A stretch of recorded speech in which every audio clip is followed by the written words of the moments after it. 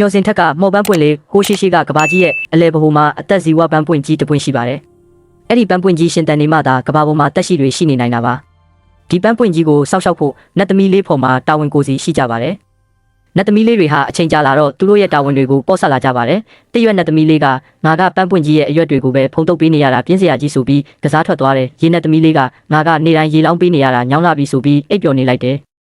လေးနတ်သမီးလေးကငါကလေတိုက်ပေးနေရတာအားကုန်နေဆိုပြီးရနာလိုက်တယ်မိနတ်သမီးလေးကလည်းငါကနှွေးထွေးမှုပေးရတာပူလုံးနေဆိုပြီးထွက်သွားရောသူတို့၄ယောက်လုံးတာဝန်မကျေကြတဲ့အခါအသက်ဇီဝပန်းပွင့်ကြီးဟာတဖြည်းဖြည်းညှို့နှွမ်းလာပါတယ်လေမရှိတော့ပန်းပွင့်လေးအသက်ရှူရခက်လာတယ်ရေမရှိတော့နွမ်းဖက်လာတယ်မီးမရှိတော့အေးဆက်ပြီးအယောင်မိန်လာတယ်အရွက်တွေကဖုံတွေတက်ပြီးအလင်းမရတော့ဘူးကဘာကြီးဟာလည်းတဖြည်းဖြည်းမှောက်မဲပြီးငှက်ကလေးတွေမဆိုကြတော့ပဲတိတ်ဆိတ်ချောက်ကသွားပါတယ်နတ်သမီးလေးတွေပြန်လာတဲ့အခါညှို့နှွမ်းနေတဲ့ပန်းပွင့်ကြီးကိုကြည့်ပြီးထိတ်လန့်သွားကြပါတယ်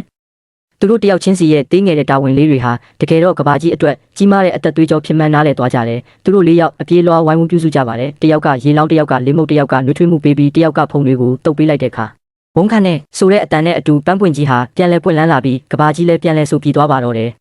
ကိုယ့်ရဲ့တာဝန်ဟာသေးငယ်တယ်လို့ထင်ရပေမဲ့အဲ့ဒီတာဝန်ကိုကြေပွန်စွာထမ်းဆောင်ခြင်းကအများအတွက်ဘလောက်အရေးပါတယ်ဆိုတာကိုသတိပြုရပါမယ်